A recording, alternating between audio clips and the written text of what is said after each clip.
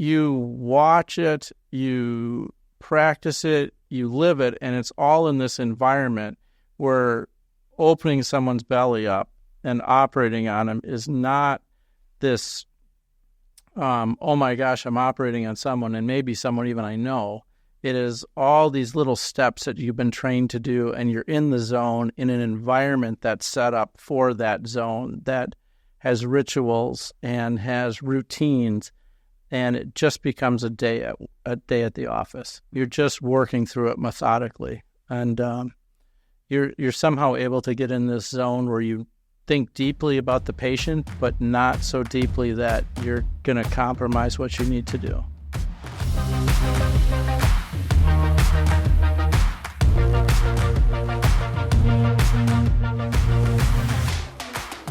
Welcome back, everybody, to this episode of the Pay It Forward podcast. I am one of your hosts, Austin Seward, along with my co-host, Keegan Walls. And today we have the pleasure of sitting down with Dr. Steven Shapiro. Dr. Shapiro has been a general surgeon for 23 years and is currently the Chief Medical Foundation Officer at Gundersen Health here in La Crosse. Now, Amplify, I think we should say, or still Gundersen? Yeah. You got Gundersen on your name tag still. Amplify is fine in okay. the Gundersen region. That's okay. The old Gundersen stomping grounds. Perfect. This is the first time that we've had somebody from a hospital setting, somebody in leadership in the hospital setting on the podcast. So we're really excited to dive into that. Like when somebody's life is on the line, they're on the table. What does it mean to be a leader at that time and leading a team of people to make all for one common goal? So excited to dive more into that throughout the show. Sounds good. Cool. Thanks for having me. So I know from talking with you, kind of your leadership story started off in the Boy Scouts. So tell us how that was impactful for you. Yeah, so I grew up in Madison, and I liked the outdoors, which will be a theme through my life. And getting in the outdoors at that time was the Boy Scouts. We did camping and adventures, and that really appealed to me. And through the Boy Scout organization, there's ways to get involved. Patrol work, senior patrol leader, the person in charge of all of them. And as I went through the ranks, I really enjoyed the Boy Scouts. I became an Eagle Scout, and along the way, they encourage leadership. And you start at the patrol leader, and then you get some schooling and some education and some mentorship from the adults. And I just kind of liked putting stuff together and getting things done through other people. And then I had the opportunity to be the senior patrol leader at that time, which is in charge of all the patrols in the group. And that was just, it was a lot of fun. You got stuff done. You could get medals and awards. And as you progressed, it was a good thing for me. And how long were you in the Scouts? Oh, gosh, I can't remember when you start. Maybe 11 years old, and then I think you're done at 18. Okay. But I stuck with it as long as I was eligible. Yeah, cool. What were some of like the key foundational things that you've learned through that? I think the thing I learned is that there are people who lead because they want the praise for themselves. Like, I want that medal. And there's people who lead because they want to get things done through other people. And they want to get things done, I would say, right. But that's a little judgy, but in a way that's efficient and going towards the common goal. And you could tell the difference early on. And that was an opportunity for me to kind of see which way I wanted to go. Awesome. Which way did you go? Both. I think at that point, I was a late bloomer, and I was a small kid. And there were a lot of kids who were bigger and older, especially if you're, 12, 13 years old, and you had a 15, 16-year-old kid. And you just couldn't get things done through power and intimidation. And I kind of learned how to get things done through other people by what motivates them, aligning with kind of where we're trying to go, either be a camp hike or a setup for the weekend and where are we going to go, that type of thing. So I just had this ability early on because of just the size of me that I had to learn how to get things done differently than by power and rank. And I think that, interestingly, 40 years later has been a milestone of how I lead. And so for you, did you naturally just learn those leadership skills, or did you have somebody maybe in the Boy Scouts that you kind of gleaned that off of or learned from to institute those, like the way that you led? Or was it just a result of your circumstances? I think it was circumstance, but the Boy Scouts at that time did a really nice job of supporting young leaders. I have still some mugs. I drank one this morning. I don't know why I have mugs from 40 years ago, but I do. And it is the National Camping School. And they would take their senior leaders and send them off to this group called the National Camping School, which was just a slow down course of like, how do you organize people? How do you communicate? How do you understand what motivates people? How do you cast the mission? How do you deal with conflict? And I think all of those were foundational for me back in the day, and I was really grateful for those opportunities as I look back at the younger me. Did you know back then that you wanted to become a surgeon and work in healthcare? Oh God, no. Okay. How did that come to be? How did that transform? So I went to school and I really enjoyed chemistry, and I thought I wanted to be a chemist, and then I realized that I had trouble writing and reading that led to some dyslexia issues. And I just realized that I wasn't probably going to have a good career applying for grants if I had trouble writing and doing that. So I thought, what else could I do with the chemistry major? And I'm like, well, med school, you don't really have to do too much writing. No one can read your writing anyway. You draw pictures, and maybe there's a chance to do something with my hands. So I just kind of went into med school, and I changed course and did my pre-med courses as a junior and a senior, and applied to med school and got in. And where'd you go to med school? I went to the University of Wisconsin in Madison. Okay. And so going into med school, did you know that you wanted to become a surgeon? No, not at all. Okay. I was going to be a family practice doc. I had a vision of being in a small town and being the small town doc and taking care of kids and adults and car accidents and et cetera. And I was going to be a family practice doc, and surgeons at that time intimidated me. They were a little gruff, a little grumpy, not known for their interpersonal skills in some regards. And I just wanted to be with some what I would say kinder people. And then I did a surgical rotation, and the whole world changed. I found out that they were really deeply caring people, just tired and a little short, which I come to recognize. But I got to use my hands, and I got to use my hands to help fix people's problems. And you really get an intimate, deep relationship with someone when you have your hands in their belly and they're trusting you to keep them going. So that really appealed to me. And I think the also thing about that was there's a lot of connections in surgery. You have your nurse connections, your anesthesia connections, your supplier connections. There's a lot of deep connections you have. And in that way, there's some leadership involved in just being a surgeon. They consider you captain of the ship, but that's not why I went into it. But I went into it because I liked helping people with my hands. What kind of describe what that's like? I mean, operating on somebody that they're lying there unconscious and you're responsible for their well-being. Like, what describe the weight of that, the feeling of that, maybe for the first time or early on in your career? Should we actually lay on the table? Roll it a little bit. It'll make way more sense to our viewers if we can see it. Yeah. Here's a live operation. Right. Just try not to scream. Right? Bite down on my belt. I'll let you know the tender parts.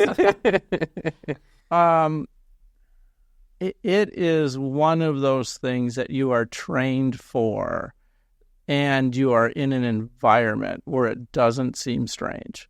So you watch it, you practice it, you live it, and it's all in this environment where opening someone's belly up and operating on them is not this, oh my gosh, I'm operating on someone, and maybe someone even I know. It is all these little steps that you've been trained to do, and you're in the zone in an environment that's set up for that zone, that has rituals and has routines, and it just becomes a day at the office. You're just working through it methodically, and you're somehow able to get in this zone where think deeply about the patient, but not so deeply that you're going to compromise what you need to do. Can you describe like the role of the surgeon in an OR and like all the people that are involved? Yeah, so there's a ton of people in the OR, but the surgeon is typically considered the captain of the ship because they're the ones who's holding the knife. There's an anesthesiologist at the top of the table who makes sure you're very comfortable and very sleepy. There's a nurse that runs and gets the equipment for you. There's a nurse that's in sterile attire or a tech that's in sterile attire that they hand you the instruments. Like if you've seen MASH and they ask for instruments, you just keep handing them back and forth. There's often people in training at almost any hospital that are involved, and it's always being supervised. It's a safe tradition. No one's getting operated on unsupervised. You have the beep, beep, beep, beep, and you've got the lights shining, and you've got all the noises of an OR. And that just kind of puts you in the zone where you have to keep track of what you're doing, but also as a surgeon, you have to keep track of a little bit of communication with the anesthesiologist, and you have to be in good communication with the nurses that are providing the equipment you need.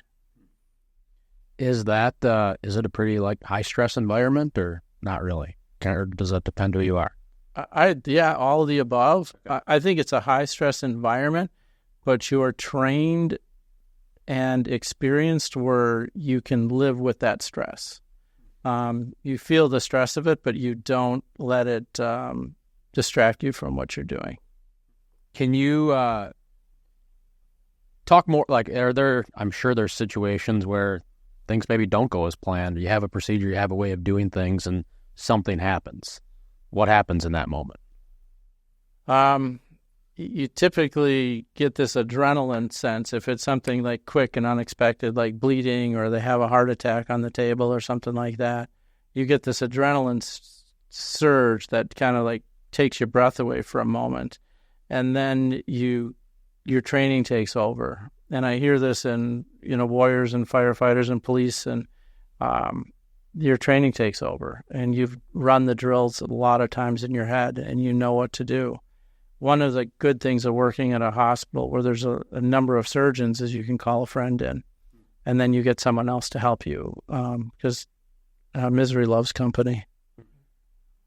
So for you, are you this might be a really bad question. Are you like a general surgeon, or do you guys all have like your specific areas that you're focused on? So that's a good question because every hospital is a little different, but a general surgeon typically does a lot of things. It's a broad scope. We typically narrow it where I work into the abdominal cavity. So things like colon and rectum was one of my specialties. There's also doctors who do liver and pancreas. All of us do hernias, gallbladders, appendix. We'd call that the common things. And then there's other general surgeons that do breast work, and there's others that do melanoma and parathyroids and thyroid. So we kind of all have a little expertise, and we work together at my current practice. And that's what really makes it nice because I can niche into something, but I can also stay broad. Do you know how many surgeries you've done in your career? I do not. I've not thought of that, but if you had to guess, a couple thousand probably. I'm not that's sure. Crazy. Yeah. I'm not sure. It's not really a numbers thing, but yeah. There are some operations that take all day, and there's some operations that you could do 5 of them in a day. Yeah. So on average, 400. Maybe 400 times 20 years. What's that? A lot. That's a lot. What? Yeah, that's more than 2,000, isn't it? Big numbers. Yeah. Yeah. So for me, being a visual learner, what show is most representative of what's really going on in the OR? Because you're doing the beep, beep, beep, but I'm like, okay, there's 1,000 nursing shows. Which one is most accurate? I would say the one I grew up with probably was watching MASH. That's the one. And that's probably the most accurate because it reflects some of the agony of the decisions and some of the agony of the situations and also some of the joys. And I think that's probably the most realistic. The stuff that is currently on I'm not a fan of watching it. It just does not even reflect what we do. How have you used, like, some of the things that you've learned in the Boy Scouts of using other people to accomplish the same goal? Like, how does that relay into the operating room? Yeah, that's an interesting question because I didn't think it did, and now I think it totally does. And I'll break that down in that in the OR, I can get things done through power. As captain of the ship, I can yell at people and say, you do this, you do this, you do this. And I can accomplish a lot of stuff in the short term. But when you work at a place for 20 years, your success, or at least the success I've enjoyed, was based on ability to develop relationships and trusted relationships with your nursing crew and your anesthesia crew. And I think a lot of it is communication and keep things calm. Where you think about you're going to yell, I need this right now, we're having problems. You just got to calm everything down, ask people's opinion, listen to what their ideas are when things aren't going well. And it's often the person you don't expect to have an answer, like the nurse. Like, what would a nurse know about surgery? Except that she's been in the OR for 15 years and watched everybody do these operations. You would maybe expect another surgeon to have the answer, but you say, what do we do? What do you see? Like, well, I've seen this person do this. And you're like, that's a great idea. But you wouldn't know it if you were yelling at them and telling them what to do. But if you draw it out of them, like, what would you do in this situation? What does this anatomy look like to you? You value their input. And I think that's what makes a successful team. And in Boy Scouts, especially when I was younger and not able to use power on individuals, I had to get things done differently. And I think the word is popular now, the servant part of it, but it wasn't typically a word we used back when I was learning that. Yeah. Is leadership something that they teach in med school to become a surgeon, or is that something you kind of have to learn on your own? Yeah, I would say we were not taught it where I was trained, but I know we spend a lot of time about it right now. Okay. We do a lot of leadership dynamics. We do a lot of trying to get you from yelling at people to working with other individuals, a kinder, respectful, inclusive way. We put a lot of effort into that in our training programs and our staff doctors. Tell us more about your current role and what you're doing now. Current role is a lot different than surgery. Right before the pandemic, I got asked to interview to replace really a giant in the hospital system, and to run the foundation. And our foundation at Gundersen Health Systems is a bit unique. Most people think of foundations as fundraising, and due to our origins of the Gundersen Clinic merging with Lutheran Hospital, becoming Gundersen Lutheran, becoming Gundersen Health System, the medical education research parts of the nonprofit sides of the clinic merged with the nonprofit hospital. So we now have fundraising, which is traditional in a foundation, but also medical education, research, external grants, and some other programs. How did I get into that? It's interesting. I was walking down the hall and one of the secretaries said, "This is a job opening. You should consider it." Really? And I'm like, I did not think of this job for me. And then I researched it and talked to folks, and I decided it was very appealing. So what is your role now in that? So I'm in charge. My role and title is chairman of the board and president of the foundation. So I'm in charge of 200 and some people and my downline, and in charge of medical education, research, fundraising, and external grants. Very cool. And that's very much so more of a leadership, more traditional type leadership position. Tell us about like being a leader at that scale, leading 200 people. What are the differences between leading 200 people versus leading 20 in an OR versus leading 5 at the Boy Scouts? You know what I mean? Yeah, that's a really good chance to reflect on what it means to me. And I think first thing I'm going to say is it's a little lonelier. That's one. The other is it's a little bit slower pace than an operation. And then the other is I really enjoy helping people get work done through others. And at this point, I've had some experience leading projects and getting work done as an individual contributor, but to teach other people how to do that has been really rewarding for me. The loneliness is not a problem, but when you sit in your, confidential office and you're typing emails and you're doing it's a lot different than being in the operating room where you're always surrounded by 10 people. Yeah. Has that been a big change for you? Like, It's been a huge change. Yeah. I'm not a big email guy. yeah, me either. Me either. I'm definitely hands-on and He likes to yell at us. right. That's why he's interested in leadership education, right? Yeah, that's why he's like, how can I come over? No, just kidding. He's not. But no, that's all really cool. And so for your 20 years of being a surgeon before jumping into this role now, what was one of the main things you saw change over those 20 years? Either from your leadership's perspective or just in the general like surgery room. Like what were some big evolutions that you saw over those 20 years? Yeah, probably the biggest evolution is adoption of a concept called minimally invasive surgery. And when I started, the idea of operating was you grabbed a scalpel and you made a big incision on their belly and put your hands in. And through my career, we've worked really as a group of physicians across the world to decrease the impact and the stress of surgery on people.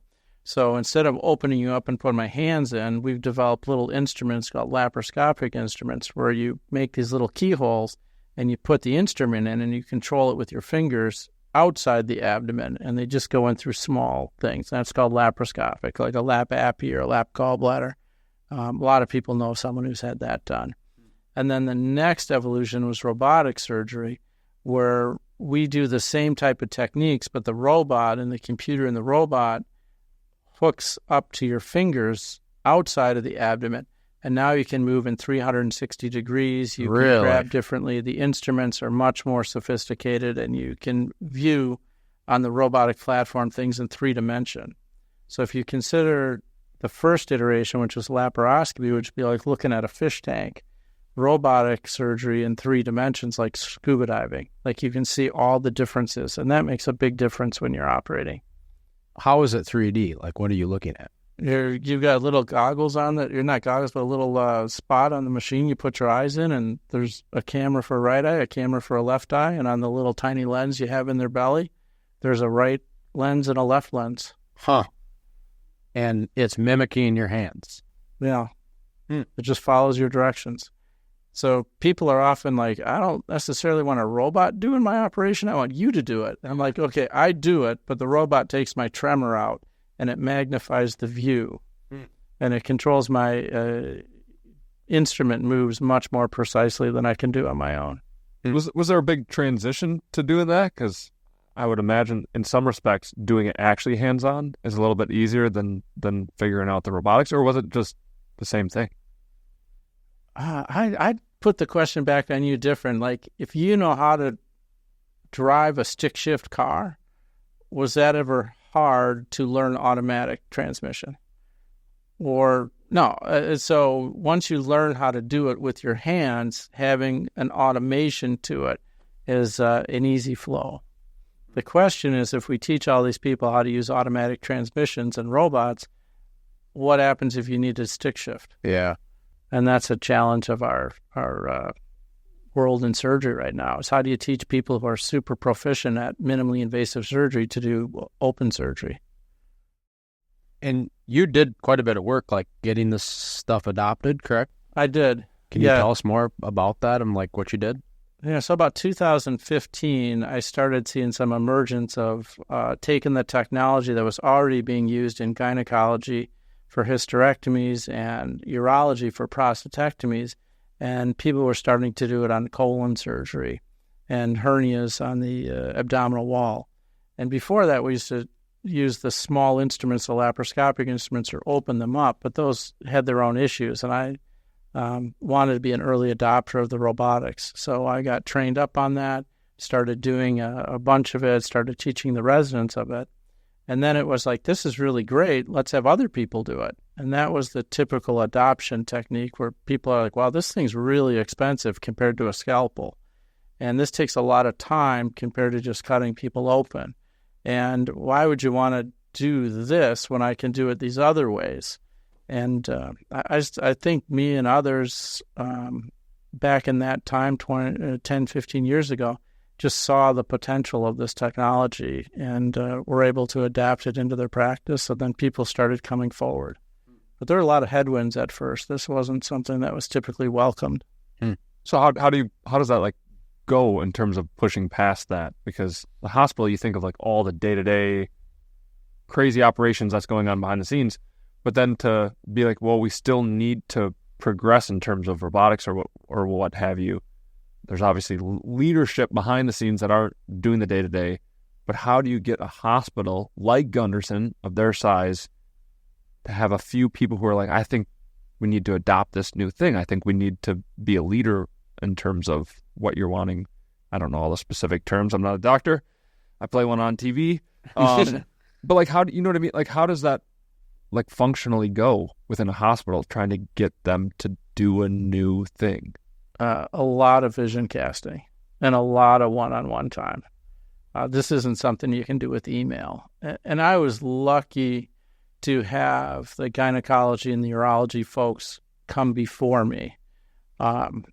And I was able to join in or graft myself into their groups, but to add a whole different line of surgical technique on this robot, which required more time in the operating room and purchasing new ones, you just had to spend a lot of time with the key stakeholders and explain it.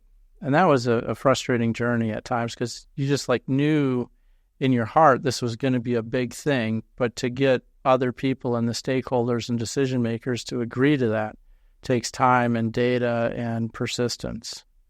Yeah, that's got to be difficult for you yourself to see the vision. But just in general, what's hard is to get other people to buy into a vision, which is the whole point of transformation or reformation on anything is we are cool. Like our natural bent often is don't fix it unless it's broken. And so most people are going to see it like, well, this is just the old way. This is what we've always done. Why change it? So yeah, that's got to be difficult as the one who's like, I can so clearly see where this can go. You can't see. Right. But you have to, like, for me, one of the things that was eventually successful is we tried to speak their language. So the finance people, like, what is your concern? And they're like, it costs too much. And then you break it down and say, okay, well, if it costs too much, let's figure out a way to explain to you why your impressions aren't as correct as we see them. What if we lose money on each case? Okay, well, why does this other hospital that has 4 of these robots want to lose money 4 times faster than we do? And you start to speak their language, and the OR teams, it's like, well, we don't want to train all our new people. So what do they need from us? So it's a lot of this change management work, but it takes a lot of time. And you're right. There's 2 good ways to cure people currently. What's so exciting about a third? The third way is now very, very popular and considered standard of care now. Where do you see the industry going after, like, what's next? I never thought about that. I spent a lot of time thinking of my retirement, and not where it's going. I think, like, are Elon Musk's robots going to be operating on us? I'm going to give you a totally unexpected answer. I think we're going to work super hard to get upstream a disease. And we're still going to have problems, but we know that our diet impacts our health. We know our exercise impacts our health. We know our social interactions impact our health. And we're spending a lot of time and money on end of disease state management. We're chipping on the tip of the iceberg. But if we were able to get upstream for a generation that thinks differently about fast food and thinks differently about plants and exercise, I think that's probably where we're going to need to spend our time. I don't know if cutting or sewing in the operating room is going to make a tremendous impact on the health of our country. We're able to do a lot right now that's pretty darn good and pretty efficient. I think the key for physicians and healthcare is in policy. How are we going to get upstream so we don't have people who are morbidly obese who end up needing their knees done, who end up needing cancer surgery, who end up needing hernia surgery and another hernia surgery to follow up. I think that's where, and I think we're going to run out of money as a country as well in healthcare, and that's going to impact how we manage disease. I mean, that's a lot of pushback from people on mainstream medicine is just fixing a problem, right? Versus looking ahead of the problem, and you're getting your knees replaced, but you've been overweight for 30 years. So going to somebody and going to a nutritionist and getting healthy and exercise, like, you know what I'm saying? So you see the hospital and mainstream medicine kind of moving in that direction, or is that, as I'm not saying I'm a conspiracy theorist, but if I was, there's less money, right? If you're not replacing knees, you're not charging for knees. Like, do you see that being a limiting factor? Yeah, super interesting question to ask a surgeon. I thought we were talking about appendicitis a little while ago. Wait till this next topic. I think it's a matter of incentives. Yeah. And I think it's a matter of incentives, and I think it's a matter of who should be doing it. And the blend between we're spending a ton of money to hospitals, they should fix this, versus these are public policy health initiatives that as an educated nation we should take on. Yeah. And it's probably not the people in charge of the end stage salvage that should be in charge of helping kids in kindergarten learn that food, exercise, social interactions, healthy lifestyle is really important. Yeah. Yeah, agreed. I think a lot of that stuff can be prevented by just living a healthy lifestyle and eating clean. And interesting stuff. We could go down a whole bunny trail there probably. But I still think, at some point people are still going to get old. Absolutely. Yep. But they're going to get old differently. Yep. And hopefully without chronic disease. Yep. Do you see, there's a lot of people, like, it's the new thing that life expectancy is getting longer. Like, do you think people are going to live longer now with modern medicine? And will the quality of life be there being longer? I know this wasn't a part of the questions we had, but the amount of modern medicine, they're at least going to look less old. Right. That's for sure. Yeah, I think I'll make the lawyers in my life happy when I said it is possible, but not probable. I think there's a give and take. We're really getting good at treating chronic disease with medicines, but it's so expensive. And you look at Ozempic, for example, and I'm not an expert in that, but it opens up so many other opportunities to improve someone's health just with education and food and diet rather than just a pill. But the pill is super tempting because it works. Yeah, I've lost a lot of weight on it. Sorry. Probably a bad joke. So let's talk more about servant leadership and like servant leadership within the hospital setting. So like as an entrepreneur, business owner, there's less red tape for me in leadership and to lead people and to take action and to do things. Like, how is that different in the hospital setting? Really, truly enacting servant leadership.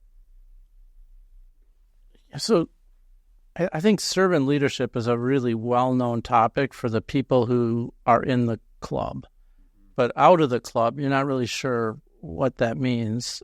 And I think I'll address it as if you don't know what it means. And I think getting things done through other people is, at least how I've interpreted it in my career, is understanding where they're at, what motivates them, and then making sure they know what you're doing, and often the values and the mission of your organization. And for me, Boy Scouts and healthcare, and especially Gunderson, it's really clear what our mission is and what we're doing, why we align together.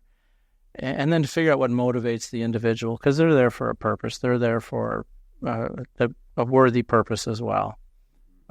Communicate clearly what you're doing and give a lot of encouragement along the way.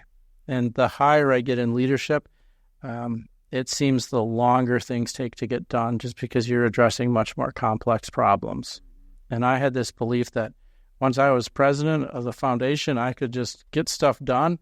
And to get stuff done in a very complex, big organization takes a lot of discussions and a lot of time.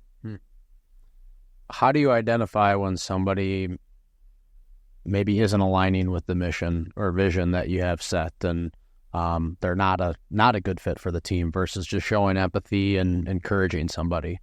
Yeah, there's a phrase we have in the operating room that anger is just a surgeon's way of asking for help. And I think, first of all, when people protest and get upset, I think you have to understand, like, why. And a lot of that is just misunderstanding or time pressure or resource pressures. And sometimes you can address it, and sometimes you just, like, this is all we can give you. I think you're getting to, like, when that doesn't work, how do you know? And I think it's a lot of protest behavior that you see people do, or lack of engagement. Those would be the clues I look for.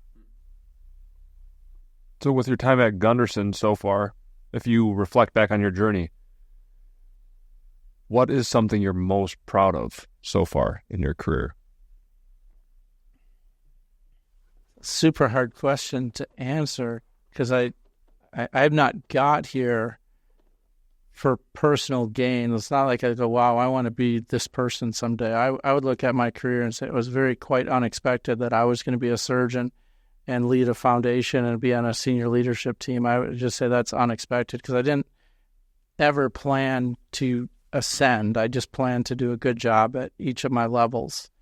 What am I most proud of? I think probably being elected to the board of trustees, because I had to get elected from the medical staff, and then the group of medical governors then elects people to be on the trustees. And that to me was the day I bought a bottle of champagne and came home and popped it open with my family, because it was really, I got elected to something that was fairly significant for this community, to be on the board of trustees of the largest employer.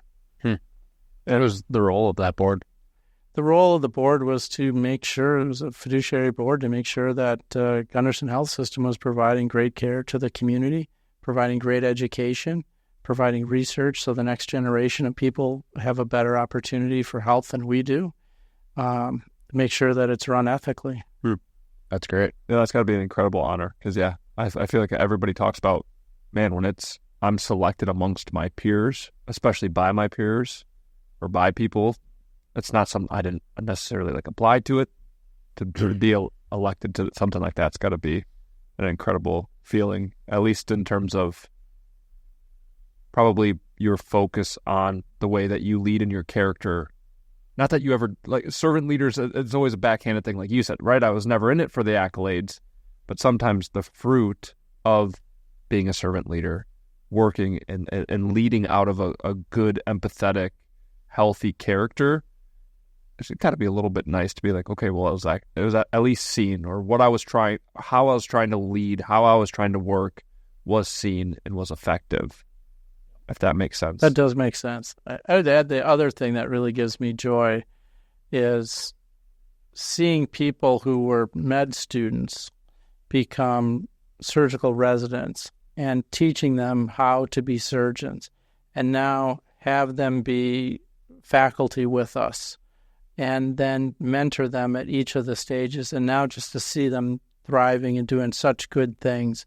And you see little things, like they'll say stuff in the operating room that I know I told them, but now, and so when I'm in the operating room and I'm operating with the juniors, I'll say something like, oh, did Dr. Smith teach you that?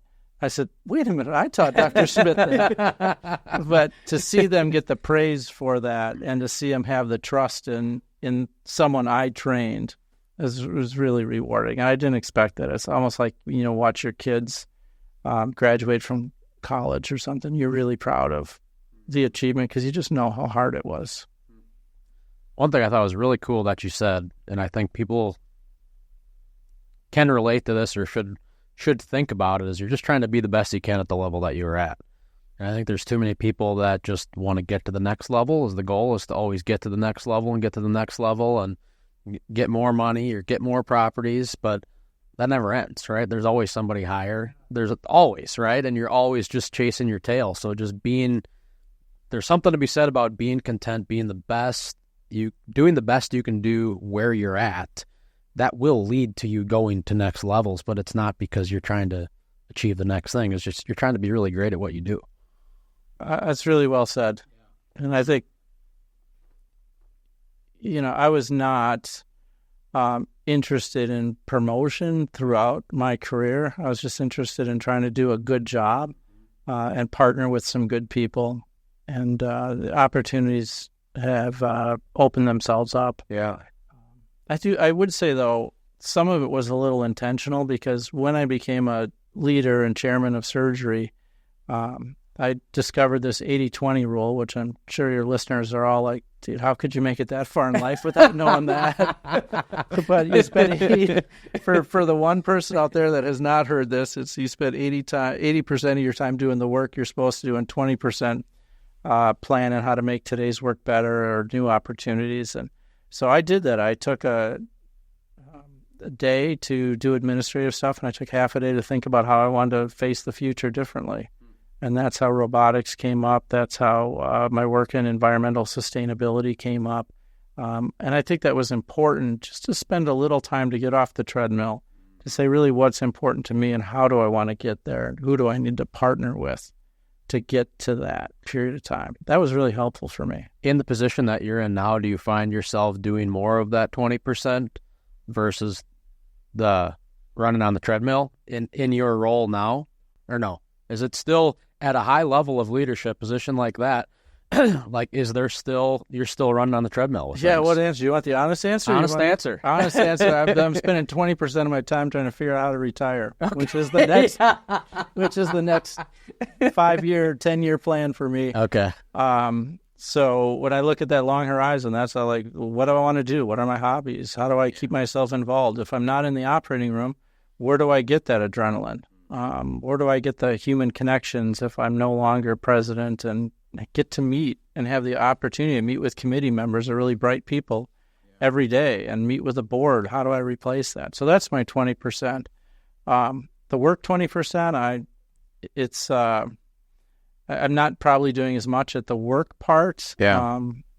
I am spending a lot of time thinking about how I'm going to divide the teams up, and I have an awesome vice president who compliments me tremendously. And we spend a lot of time together talking about how we're going to chart out the future. Talk about the importance of having that complementary person in work. I think that is super important. As I elevate in leadership, I realize that you've got blind spots, and I know my blind spots. I mentioned email earlier. The need to have someone to compliment you is super helpful, and it's also really great to have someone you trust say, I think this is a good idea, or here's the problem. What solution do you see? Here's my solution. Let's talk about the pros and cons of each of this, or who do we need to partner with to get this done? Or even this is a good idea or a bad idea. We do that in surgery a lot. We did it in Boy Scouts. What do you think? Should we put the tent on the top of the hill, or should we put it in the ravine and it looks like rain? Where should we put our tent? So I think getting other people's opinions is super helpful. Even with a leader, I think one of the things we confuse is the leader has all the answers. And I in my journey, I've tried to have all the questions, especially when I was chair of surgery, where I was working with really smart people who were exquisitely trained, really bright individuals. There's no opportunity for you to come in and say, oh, I know how you should do your job. It's like, okay, how do we do our job better? Here's the outcome we're looking for. How do you think we're going to get there? And I think that was an interesting thing about being chair of surgery. It was really a time where other people knew more than you did. So you had to have the questions, not the answers. Did it take you a while to recognize those blind spots and recognize your strength and weaknesses? Oh, yeah. I'm bald. I got gray hair. I've had bad days. The guys at the bar know me. There's tough times where you don't realize it. And just because you're really good at one thing like surgery doesn't mean you're really good at leading difficult people. So yeah, that I don't know if you've read the book The E-Myth, but it talks about the technician and the business owner, technician and the visionary, or something like that. Like the technician would be the surgeon, and the visionary would be more of your role now, who's leading the department, the chair of surgery, right? And how most people get into business by being the technician. Like you start a landscaping business because you were mowing lawns, or you start a real estate agency because you're a real estate agent, right? But inherently in doing that, you have blind spots. You don't really know how to be the business owner. You got to be a great landscaper, a great real estate agent, or a great surgeon, but might not know how to be a great leader or a great business owner or operator. So, and I think most people want to know it all, right? Especially early on in your entrepreneurial journey or leadership journey. Like you want to be the guy that knows it all, and sometimes you act like the guy that knows it all. But I think the sooner people can recognize what they're really good at and what they're not so good at, and delegate those areas and fill those holes, the better that they'll be. absolutely. So what's some words of encouragement that you'd give to somebody, a younger surgeon going through med school right now, and they want to be a successful surgeon? What are some things that you would share with them?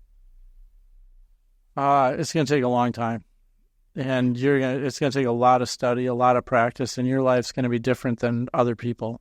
Just because you're going to be there at night, you're going to be there on the weekends, you're going to be there on your kid's birthday. It's a bit of a commitment and a lot of sacrifice to get the 10,000 hours you need to be entrusted by your hospital and your community and your neighbors. But the rewards are tremendous. For you to be able to walk into someone's room and know everything about them and know you've been in their belly and know you've fixed a problem that might have led to cancer or a painful hernia condition. I have colleagues who help the trauma resuscitations. Someone who has breast cancer comes in terrified of a diagnosis, and with a couple of weeks, you've got them disease-free. It's a tremendous reward I don't think you get in this online world. Yeah, we were talking earlier about how many surgeries you've done. That's pretty cool to think of that's just the direct impact that you've had on those patients, not even on all of the people that you've worked with and the families and like everybody. You extrapolate the impact. That's pretty cool to see. It's really good to be in a small town where you know a lot of people just because how you've been there to help them. Yeah, that's great. Anything else, Keegan? What does a hernia feel like? Hopefully nothing. No, I've been lifting, and legit, I go. I got you here. You're a medical expert. Well, get on the table. But boss, you can get off the table. Keegan, your turn. No, I'm like, I've been doing squats, tons of plates because I'm so strong. I go, I'm not 100%. I've never had a hernia. I'm not 100% sure what a hernia feels like. I imagine this would be what a hernia feels like. Yeah, what are you feeling? Let's turn the question around. Tell me what you're feeling down there. It kind of feels like you got like an intestine kind of popping out, or it's going to explode through an intestine down in the. You got a lot of experience feeling intestines. I got my appendix out once. I knew something was off then. It's typically a bulge, and that's what you feel, a bulge. And some people it hurts, but most people it's just a painless bulge. And I'd check you out here at the end of the... Need to turn the cameras off. Well, to end us off, Dr. Shapiro, like, what do you want your legacy to be in the role that you're at now? You're talking about retirement is in the near future. What do you want your legacy to be? Yeah, I think that it's a 5 to 10 year window. I think my legacy is that I was someone who made connections between distant opportunities and found opportunities to change direction. I think I'm able to identify complex problems, simplify them, and put them in a mission-based approach. And that helped me on the board. That helps me on the leadership team. And to get people grounded on the mission and make it understandable to folks so they can get along. I think there's a calm approach and a supportive approach that I've taken to try to help people and to care about them as individuals rather than get things done through power. That's great. Well, thank you so much for being here. I know I've got a ton out of it, and we appreciate your time and being here. Yeah, thank you for having me. Thank you. Hey, everyone. Thank you so much for listening and supporting the Pay It Forward podcast. If you want to find out more about how you can support the podcast or become a sponsor, please click the link below or visit our website, payitforwardpodcast.com. Again, thank you so much for your support, and we hope that you can find a way this week to pay it forward.